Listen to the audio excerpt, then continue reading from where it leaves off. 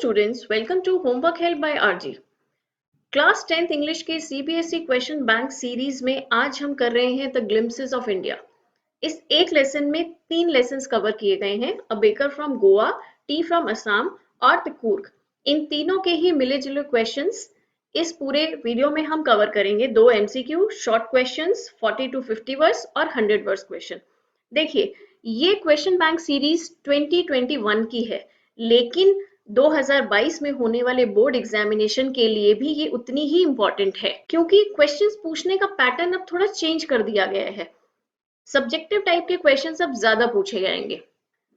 First flight के ज्यादातर lessons हम लोग कवर कर चुके हैं, आप लोग जाकर प्लेलिस्ट में चेक कर सकते हैं। और द फुटप्रिंट्स विदाउट फीट के लिए हम जल्दी ही शुरू करने वाले हैं, तो इसलिए चैनल को सब्सक्राइब कीजिए ताकि नोटिफिकेशन आपको मिलती रहे। फर्स्ट MCQ हमारा अ बेकर फ्रॉम गोवा से है। Our elders are often heard reminiscing nostalgically about those good old Portuguese days, the Portuguese and their famous loaves of bread.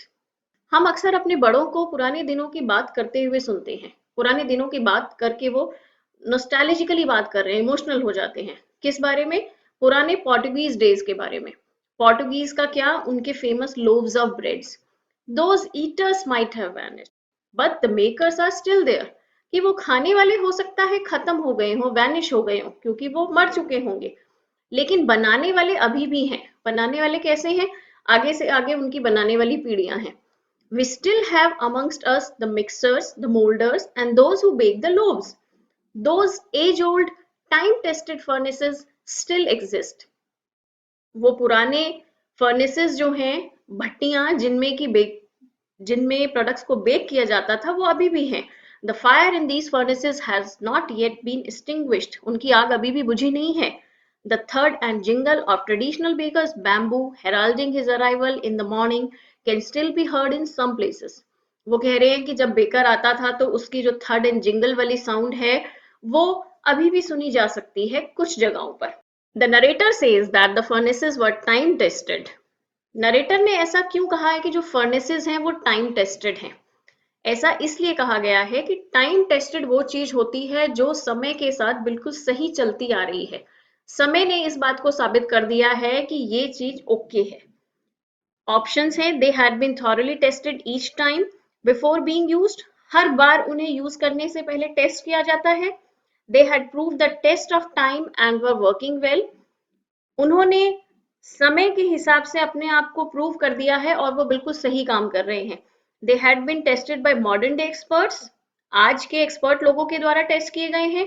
They have the power to withstand inexperienced usage, उनके अंदर इतनी power है कि कोई inexperienced इंसान भी अगर उसको इस्तेमाल कर रहा है तो वो ठीक चलेंगे होते हैं। देखिए, फर्नेसेस इस टाइप का कुछ होता है जहां ट्रेडिशनली उसमें आग जला के और इन प्रोडक्ट्स को बेक किया जाता था। आजकल तो हम माइक्रोवेव और अवन में इस तरीके से हमारे जो है मॉडर्न इक्विपमेंट्स हैं। तो चलिए, इसका सही जवाब होना चाहिए बी, कि टाइम ने उसको प्रूव कर दिया है और वो सही तरीके से काम कर रहे हैं। Those eaters might have vanished, but the makers are still there. Pick the option that expresses the tone of the narrator. जब उन्होंने बोला कि वो खाने वाले शायद वैनिश हो गए हैं, खत्म हो गए हैं, लेकिन बनाने वाले अभी भी हैं, तो यहाँ पर उनकी टोन जो है वो कैसी है? वो पुराने दिनों को याद कर रहे हैं, यानी कि नॉस्टैल्जिक। और साथ के साथ वो ये कह रहे हैं कि बनाने वाले हैं, यानी कि बनाने वाले अभी भी शायद आगे काम कर सकते हैं, तो वो होपफुल हैं। इसलिए इसका सही जवाब होगा 3 and 4, nostalgic and hopeful. Next question, pick the idiom that brings out the same meaning of reminiscing as used in the passage. Passage में हमें कहा गया था दे वर रेमिनिसिंग नॉस्टैल्जिकली, कि जो एल्डर्स हैं वो पुरानी बातों को याद कर रहे हैं। ट्रेन ऑफ थॉट का मतलब है कि यादों की एक जैसे रेलगाड़ी। कमिट समथिंग टू मेमोरी, किसी चीज को नोट कर लेना, आप अपने दिमाग में बिठा लेना, इसका ये मतलब है। अ ट्रिप डाउन मेमोरी लेन, यानी कि आप अपनी यादों की गलियों में जैसे खोए हुए हैं। जॉग समबडीज मेमोरी, किसी की मेमोरी को जगाना। तो आपको क्या लग रहा है इसका सही जवाब क्या होगा? Yes, you are right. A trip down memory lane, कि पुरानी यादों में खो जाना। Why do you think the baker came in with a thud and a jingle? Baker जो है वो थड और जिंगल के साथ क्यों आते थे? क्योंकि वो सब लोगों को बताना चाहते थे कि मैं आ गया हूँ और मैं अपना प्रोडक्ट बेचने के लिए आ गया हूँ और आप लोग तैयार रहिए खरीदने के लिए। तो इसमें हमारा सही जवाब होगा डी। फर्स्ट का मतलब है he wanted to make everyone alert and active with his presence. वो सब लोगों को अलर्ट करना चाहता था अपनी प्रेजेंस से। He wanted to wake up everyone from their slumber and ask them to visit the bakery. Slumber, उनकी गहरी नींद से उनको जगाना चाहता था और ये कहना चाहता था कि आओ मेरी बेकरी पर आकर सामान ले जाओ। He was used to making a loud noise as most people responded to just that. ज्यादातर लोग जो हैं वो हल्की आवाज को सुनते नहीं थे, इसलिए वो तेज आवाज करता था कि लोग सुन सके। He wanted to make people aware that he had come around to sell his goodies. वो लोगों को अवेयर करना चाहता था कि वो आ गया है और आप मेरी गुडीज खरीद सकते हैं। तो सही जवाब हमने बताया डी। एमसीक्यू ए का last question, the fire in the furnaces has not yet been extinguished implies that। ये क्या इंप्लाई कर रहा है जब वो कह रहे हैं कि ये जो पुराने फर्नेसेस हैं, भट्टियां हैं, इनकी आग अभी तक बुझी नहीं है। एक्सटिंग्विश, फायर एक्सटिंग्विशर लगे होते हैं बड़ी बड़ी जगह पर आग बुझाने वाले, तो एक्सटिंग्विश्ड का मतलब याद रखिए बुझाना। The furnaces are still being used to bake the loaves of bread, कि फर्नेसेस को अभी भी यूज किया जा रहा है बेकिंग के लिए। The fire is in the process of being reviewed as a replaceable method for heating furnaces. वो जो उनमें आग जल रही थी उनको रिप्लेस करने का प्रोसेस जारी है। The furnaces are very strong and cannot be shifted for use in other areas. उन फर्नेसेस को कहीं और शिफ्ट नहीं किया जा सकता। The fire in the furnaces takes a long time to cease burning once lighted, कि फर्नेसेस में एक बार अगर आग जला दी जाती है तो उसको बुझाने में बहुत अधिक समय लगता है। तो आपको समझ आ गया है कि इसका क्या मतलब है जब वो कह रहे हैं कि उन फर्नेसेस की आग अभी तक बुझी नहीं है, इसका मतलब उन्हें अभी भी उपयोग में लाया जा रहा है। The furnaces are still being used to bake the loaves of bread. MCQ B देखते हैं, ये है हमारा टी फ्रॉम असम से। टेल मी अनदर, स्कॉफ्ड प्रांजल। प्रांजल ने मजाक उड़ाते हुए राजवीर से कहा कि अच्छा दूसरी बताना। We have an Indian legend too, हमारी एक इंडियन कहानी भी है इससे रिलेटेड कि भारत में टी की खोज कैसे हुई। Bodhidharma, an ancient Buddhist ascetic, cut off his eyelids because he felt sleepy during meditation. एक भारत की ये कहानी है कि बोधिधर्मा नाम का एक बुद्धा का डिसाइपल था, उसने अपनी आईलिड्स को काट दिया क्योंकि मेडिटेशन के दौरान उसे नींद आती थी। तो उसने वो जो अपनी आईलिड्स काटी उसमें से 10 टी प्लांट्स ग्रो हो गए। The leaves of these plants when put in hot water and drunk banished sleep। और ये जो प्लांट था अगर इसकी पत्तियों को गर्म पानी में डालकर और फिर पिया जाए तो ये नींद को भगा देता था, banished। Tea was first drunk in China, Rajveer added. Rajveer ने बताया कि टी पहली बार चीन में पी गई थी as far back as 2700 BC। In fact, words such as tea, chai and चीनी are from the Chinese। कि ये जो शब्द हैं टी, चाय, चीनी, ये सब चाइना से ही आए हैं क्योंकि पहली बार चाय पीने की शुरुआत चीन में हुई। Tea came to Europe only in the 16th century and was drunk more as medicine than as beverage।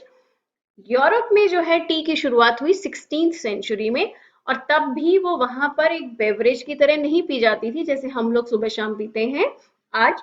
ये उस समय एक मेडिसिन के तौर पर यूज होती थी 16th सेंचुरी में। The main idea of this extract is, इसका मेन आइडिया क्या है, क्या बताया जा रहा था वहां पर कि ये जो है इसके साथ जुड़ी हुई क्या लीजेंड्स हैं और ये चाइना से यूरोप तक कैसे और कब पहुंची। Why do you think Pranjal scoffed? पहली ही लाइन में प्रांजल ने बोला टेल मी अनदर, और वो स्कॉफ्ट का मतलब है मजाक उड़ाते हुए। तो प्रांजल ने ऐसे मजाक क्यों उड़ाया उसका, क्योंकि वो बहुत बार आसाम के ये बागान देख चुका था। राजवीर पहली बार आ रहा था, वो बहुत एक्साइटेड था, तो उसने पहले उसे कुछ कहानी बताई कि चाय से जुड़ी हुई क्या कहानी है। तो राजवीर को वो सुनकर थोड़ा सा मजा आया, उसने उसका मजाक उड़ाते हुए बोला अच्छा दूसरी एक और भी बताओ। इसलिए इसका सही जवाब होगा he was amused and tickled at what Rajveer shared। बाकी ऑप्शंस आप लोग पढ़ सकते हैं। He was upset with the legend Rajveer shared, Rajveer ने जो लीजेंड बताई, जो उससे जुड़ी हुई ऐतिहासिक कहानी बताई, वो उससे सुनकर अपसेट था। He was mocking Rajveer for his lack of knowledge, वो राजवीर का मजाक उड़ा रहा था उसकी नॉलेज की कमी के लिए। He was amused and tickled at what Rajveer shared, वो उसे थोड़ा अच्छा लगा, एक गुदगुदी सी हुई। टिकलिंग का मतलब ये होता है अंदर से एक गुदगुदी होना, जो उसने कहानी बताई, इसलिए उसने हंसते हुए कहा कि अच्छा दूसरी कहानी बताओ।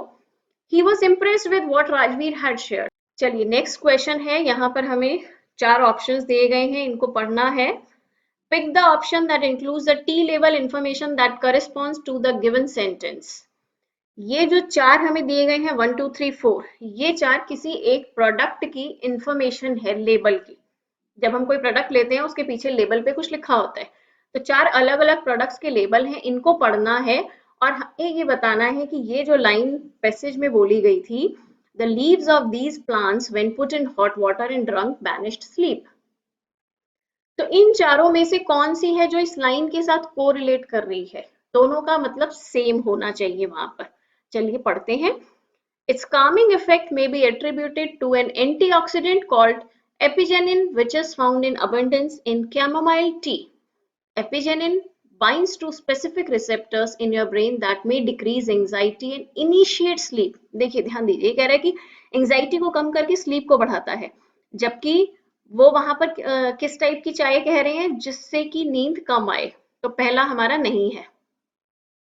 It increases level of a neurotransmitter called gamma aminobutyric acid and improves overall sleep quality by shortening the time it takes to fall asleep and decreasing nighttime awakening. यहाँ पर भी ये नींद को बढ़ाने की बात कर रहे हैं कि उसमें जो भी चीजें डली हुई हैं वो आपकी ओवरऑल स्लीप क्वालिटी को इम्प्रूव करती है, तो ये भी नहीं है। Third, it interferes with REM sleep, has some unwanted side effects, keeps sleep away, and allows the possibility of inducing hours of sleeplessness and increased nighttime awakening.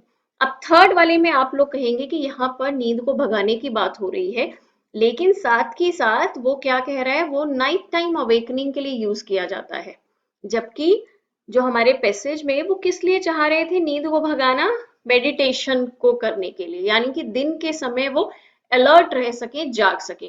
तो third भी नहीं होना चाहिए। फोर्थ देखते हैं। It elevates anxious thoughts and soothes the spirit before bed time. ये आपकी जो एंग्शियस, जो चिंतित मन है, उसको दूर करता है और आपके बॉडी को, माइंड को सूद करता है। It improves energy levels and helps banish stress and results in a better night sleep naturally. कि दिन के समय आपके अंदर जो चिंता तनाव है उसको दूर करता है, ताकि आप दिन में अलर्ट रह सकें और रात में अच्छे से सो सकें। तो इसका सही जवाब होगा फोर्थ वाला ऑप्शन, यानी कि D. Fourth question, based on the inference from the extract, which of these is not true about tea drinking in 16th century Europe? Europe के बारे में 4 फैक्ट्स यहाँ पर बताए गए हैं, इसमें से हमें ये बताना है कौन सा ट्रू नहीं है।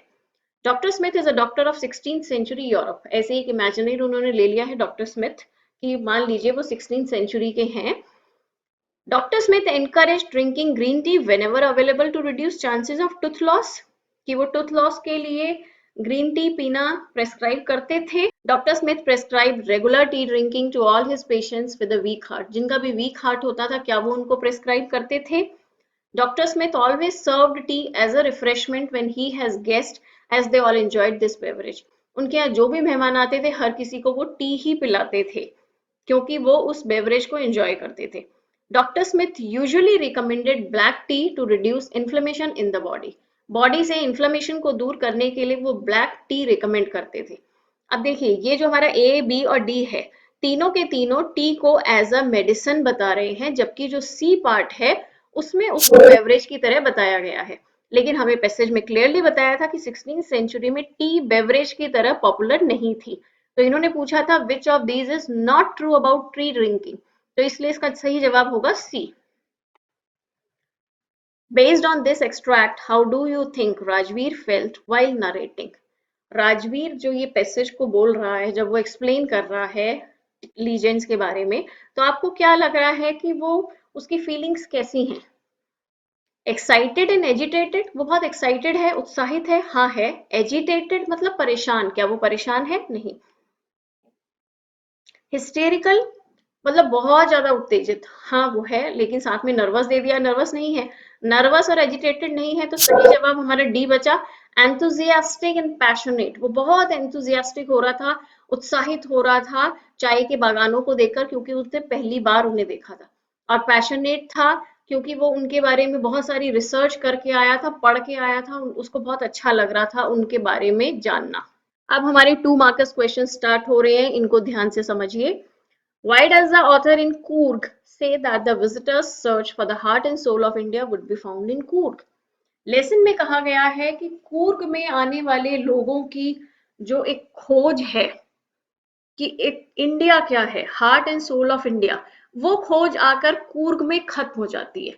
मतलब वो जो भी इंडिया के बारे में ढूंढ रहे हैं वो सब उन्हें कूर्ग में मिल जाएगा। तो ऐसा उन्होंने क्यों कहा है हम बताएंगे। Different aspects of Indian culture and tradition can be experienced in Coorg. Coorg में इंडियन कल्चर और ट्रेडिशन के सभी एस्पेक्ट्स हमें देखने को मिल जाते हैं। It is home to beautiful landscapes, coffee plantations, spice gardens, Buddhist monks and monasteries.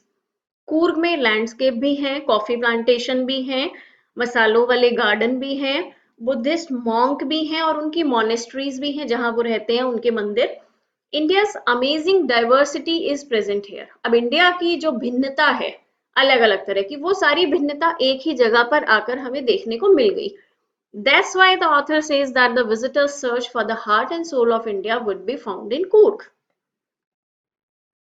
ये देखिए, ये स्पाइस गार्डन, स्पाइसेस दिखाए गए हैं, ये कॉफी प्लांटेशंस हैं और ये बुद्धिस्ट मॉनेस्ट्रीज हैं।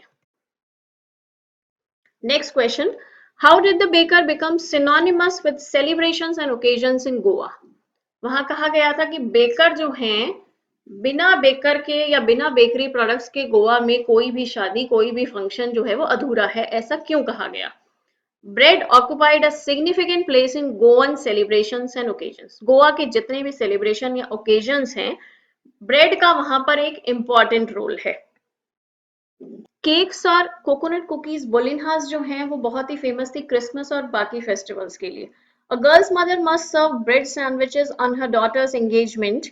The engagements and marriages were charmless in the absence of bread preparation. वहां पर एक रिवाज था कि जब किसी लड़की की एंगेजमेंट हो गई है तो उसकी माँ ब्रेड सैंडविच जरूर बनाएगी और सर्व करेगी लड़के वालों के आगे। तो इसलिए ये जो बेकरी प्रोडक्ट्स हैं ये बहुत ज्यादा पॉपुलर थे। और जितनी भी एंगेजमेंट्स या मैरिजेस थी, उनका ऐसा लगता था उनमें जो चार्म है वो ही खत्म हो गई अगर ब्रेड प्रिपरेशन नहीं है तो। बोलिनहास आप देख सकते हैं, कुछ इस टाइप की कोकोनट कुकीज होती थी। Do adventure sports like river rafting and rock climbing require a person to possess just physical strength? Why or why not? जो हम एडवेंचर स्पोर्ट्स करते हैं, रिवर राफ्टिंग की या रॉक क्लाइंबिंग करी, आपको क्या लगता है कि जो आदमी शारीरिक रूप से खूब तगड़ा है, फिजिकली बहुत ज्यादा स्ट्रांग है, केवल वो ही कर सकता है? अगर आपको ऐसा नहीं लगता तो आप बताइए इसके लिए और क्या क्या क्वालिटीज होनी चाहिए। अब यहाँ पर जो आपको ठीक लग रहा है वो आप लिख सकते हैं, जो मुझे ठीक लगा मैं यहाँ लिख रही हूँ। अगर आपको लगता है कि आप कुछ और बेटर लिख सकते हैं तो आप कमेंट में लिख के बताइए। Besides physical strength, psychological और mental stability is equally important for adventurous sports. मेरे हिसाब से खाली शारीरिक स्ट्रेंथ ही नहीं, मानसिक शांति और स्ट्रेंथ वो भी बहुत जरूरी है। The adventurer should be able to take quick action in case of any emergency. कोई इमरजेंसी हो जाए तो आप जल्दी से एक्शन ले सकें, वो बहुत जरूरी है। He should be aware of natural disasters and must have taken precautionary safety measures with him. क्योंकि ऐसी जगहों पर आप नेचुरल प्लेसेस पर जा रहे हैं तो वहां डिजास्टर्स बहुत होती हैं, अपने आप से कुछ लैंडस्लाइड वगैरह हो गई या कुछ और बहुत तेज आंधी तूफान आ गया, तो उन सब के लिए आपको पहले से प्रिकॉशनरी मेजर्स लिए होने चाहिए। Pranjal buried his head in his detective book while Rajveer was eager to look at the beautiful scenery during the train journey. जब ट्रेन में जा रहे हैं राजवीर और प्रांजल, तो प्रांजल जो है अपनी डिटेक्टिव बुक पढ़ रहा है, उसने अपना सिर जो है उसमें गड़ाया हुआ है, अगर हम कहें बरिड हिज हेड, जबकि राजवीर जो है वो आसपास की ब्यूटीफुल सीनरी देखने में मस्त है। दोनों के एटीट्यूड में इतना फर्क क्यों था? बहुत ही सिंपल है, आपको लेसन में बताया गया है कि प्रांजल के फादर टी एस्टेट में काम करते थे, इसलिए वो बहुत बार वहां पर जा चुका था, इसलिए वो उसके लिए मैटर नहीं करती। जब कोई चीज इंसान पहली बार देखता है, first impression is the last impression. पहली बार में उसको जो मजा आता है वो बार बार में नहीं आता। अगर आप लोग आगे कॉमर्स में पढ़ेंगे diminishing rule of marginal utility, किसी चीज का जो पहली बार में मजा या स्वाद आता है वो अगली बार में नहीं आता। तो यही बस यहाँ पर बताया गया है कि Pranjal has seen the tea gardens many times because his father worked in a tea estate. But it was Rajveer's first visit to Assam, who was admiring the scenic beauty outside, while Pranjal was busy reading the book as there was nothing new for him to look outside. Next question. Kurgis belong to a valorous and hospitable race. Coorg के जो लोग हैं उनके बारे में ये माना जाता है कि वो बहुत ही वेलरस मतलब बहादुर और हॉस्पिटेबल होते हैं, मेहमान नवाज टाइप के. Comment on this statement with reference to the text. अब लेसन में जो बताया गया है उसके हिसाब से आपको इस लाइन के बारे में कुछ बताना है. The people of Coorg are known for their bravery. वो अपनी बहादुरी के बारे में जाने जाते हैं. Even now only Kodavas, Coorg के लोगों को बोला जाता है Kodavas. Even now, only Kodavus are allowed to carry firearms without a license. पूरे इंडिया में केवल वहां के लोगों को ही ये छूट दी गई है, ये ब्रिटिश एरा से दी गई है कि कोडावूस जो हैं वो बिना किसी लाइसेंस के फायर आर्म्स कैरी कर सकते हैं. Kurgis are said to be very hospitable. They entertain their guests with the stories of their ancestors' bravery. वो अपने गेस्ट की बहुत मेहमान नवाजी करते हैं और जब उनके गेस्ट आए होते हैं तो वो अपने पूर्वजों के, अपने एंसेस्टर्स के बहादुरी के किस्से उन्हें सुनाते हैं. ये जो लाइसेंस वाली बात है ये आप न्यूज़पेपर क्लिपिंग से कंफर्म कर सकते हैं. 2019 का है ये. Government continues British era exemption given to Kodavas of Coorg for arms licence. चलिए अब हमारे 40 to 50 वर्ड्स के क्वेश्चन स्टार्ट हो गए हैं. क्वेश्चंस को थोड़ा ध्यान से समझिए. पहली बार में हो सकता है आपको टफ लगेंगे, लेकिन 2-3 बार प्रैक्टिस करने से आपको आदत हो जाएगी सब्जेक्टिव तरीके से सोचने की. इसके लिए बहुत जरूरी है कि आप लेसन को वर्ड टू वर्ड पढ़ें. अब सिर्फ समरी पढ़ने से काम नहीं चलेगा, आपको वर्ड टू वर्ड समझना होगा. इसलिए जल्दी ही हम लोग वर्ड टू वर्ड एक्सप्लेनेशन लेकर आने वाले हैं इस साल. जो बच्चे अब 10th में आए हैं उनके लिए. इसलिए आप लोग इस channel homework help by RG को अपने फ्रेंड्स को शेयर कीजिए जो लोग 10th में आए हैं. ये चैनल स्पेशली 10th क्लास के बच्चों को हेल्प करने के लिए बनाया गया है. Rajveer did his study before his visit to the tea plantation. Is it good to do one's research before the start of a new venture, or does it take away the thrill of discovery? Elucidate your stance. अब देखिए इसका lesson में ऐसा कुछ नहीं बताया गया, ये आपकी जनरल नॉलेज को टेस्ट किया जा रहा है. ये कह रहे हैं कि राजवीर ने वहां जाने से पहले पूरी स्टडी की, उसने टी प्लांटेशंस के बारे में पढ़ा, लीजेंड्स पढ़े कि टी की शुरुआत कैसे हुई.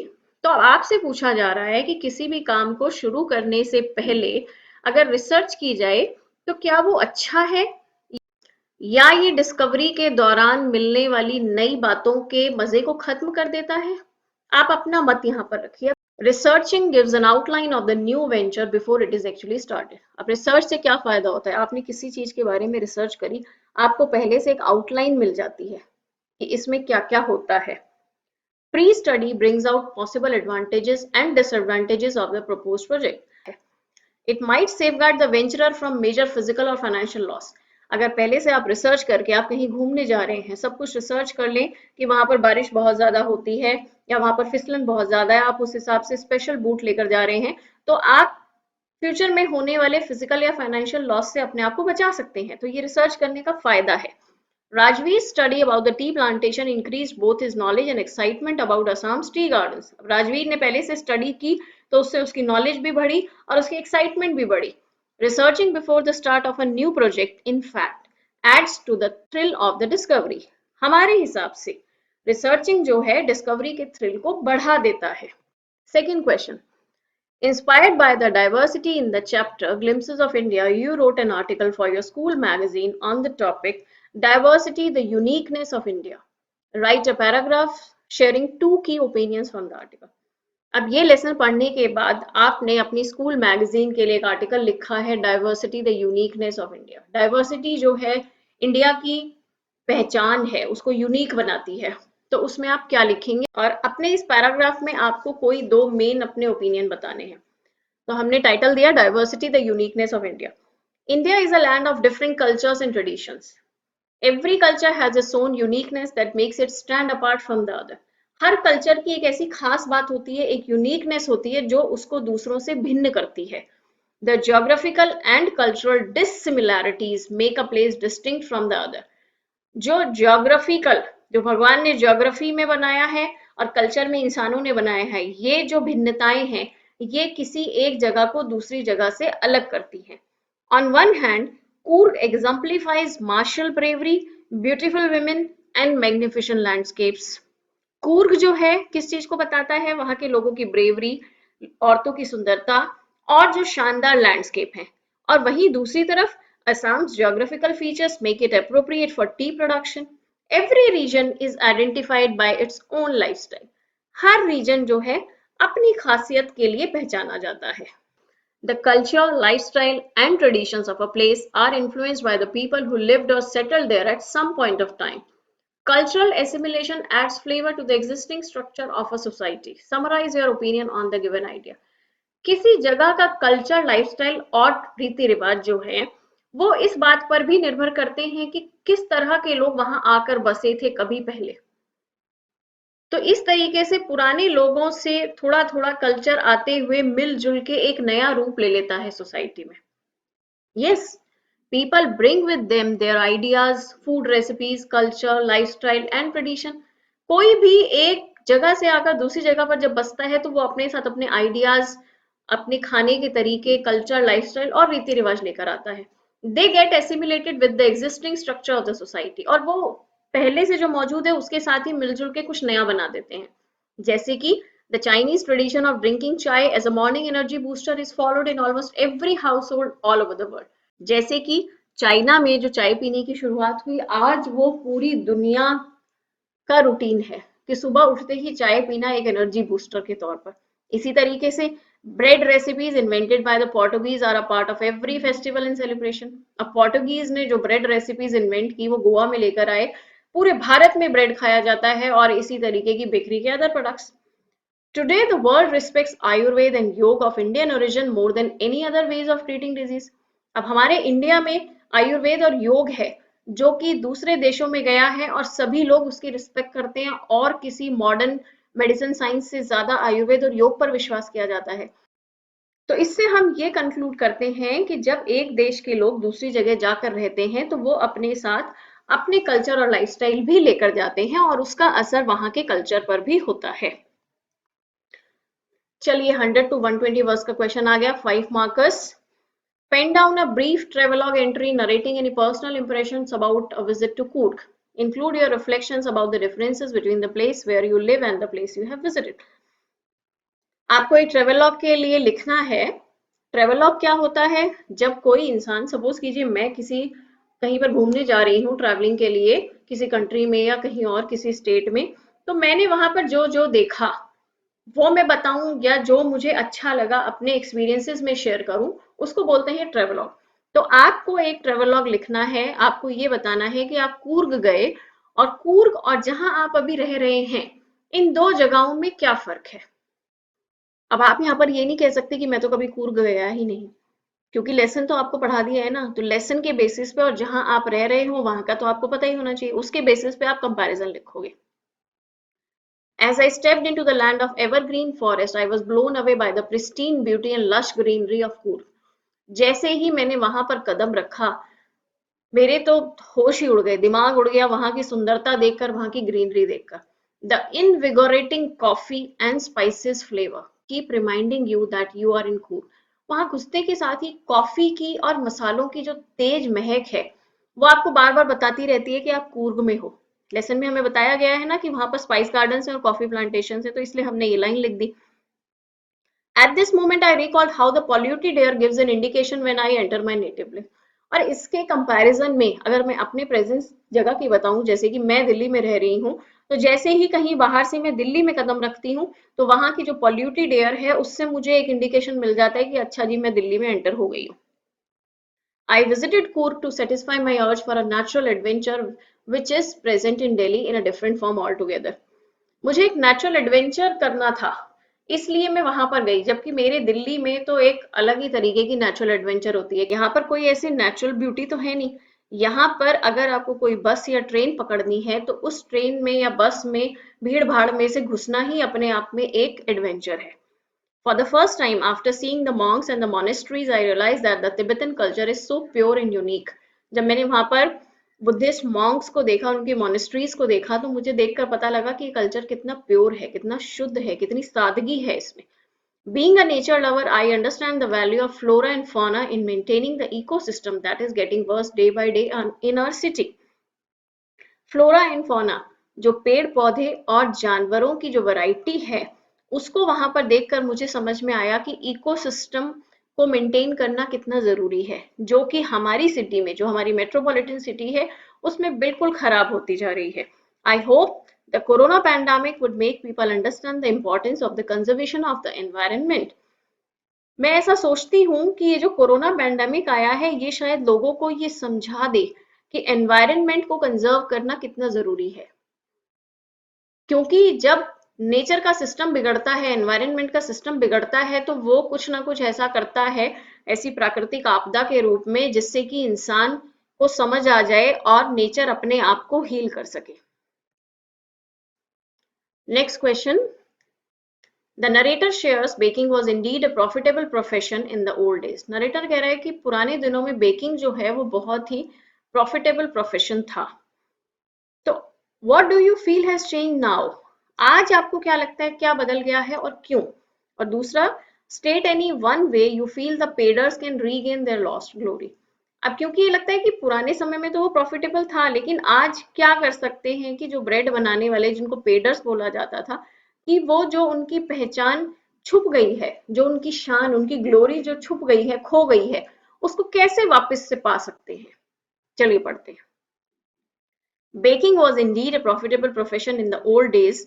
A lot of things have changed now that reduce the profitability of the local bakers. बड़े बड़े business houses आ गए हैं, branded चीजें आ गई हैं, multinational companies यहाँ पर आ गई हैं, इसलिए लोग local सामान लेना पसंद नहीं करते. Big business houses have replaced small bakers with their competitive prices. Today's generation gets attracted to fancy advertisement and prefers to buy highly advertised products.